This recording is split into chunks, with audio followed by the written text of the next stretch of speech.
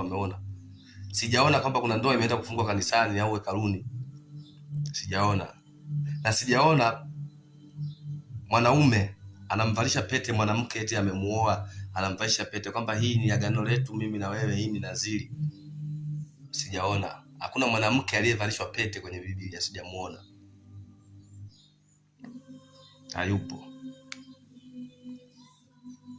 Watanisaidia na wengine ambao wameona. Mimi sijaona kwenye Biblia, sijaona kama kuna mwanamke ametaka kuolewa au ameposwa, mwanaume ameenda kutoa pete, kumvalisha pete. Au mwanamke anamvalisha pete mwanaume. Lakini pete zilikuwepo ndio kwenye Biblia, lakini pete zile ukisoma kwenye maandiko, pete walikuwa wanavaa wanaume tu.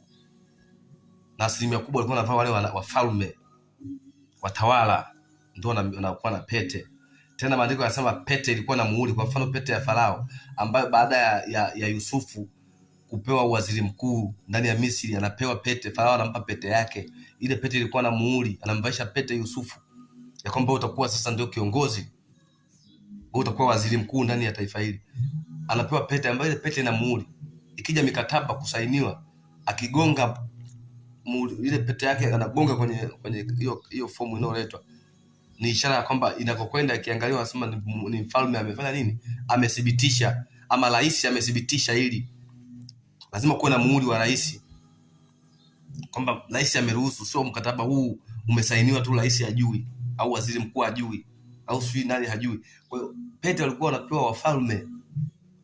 Ukienda kwa mwanampotevu, wakati ameondoka huko, ametokomea huko alikokwenda, akazurura, wakati anarudi, maandiko yanasema baba yake akawaamuru wafanyakazi wamletee mavazi mapya, akavalishwa joho, na baba yake akamvalisha pete mwanawe wa kiume. Kwa hiyo ile ni ndoa walioana.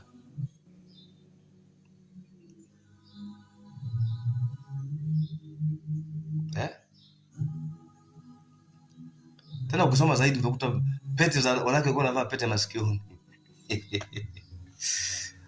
Alise, Bwana Yesu tusaidie sana, kwa maana kuna vitu tunavifanya duniani huenda hatufahamu, lakini Biblia ipo, imekuwa wazi, tena imekuwa kwa lugha nyepesi ya Kiswahili ambacho wengi tunakijua, na huenda tunaweza hata kukisoma.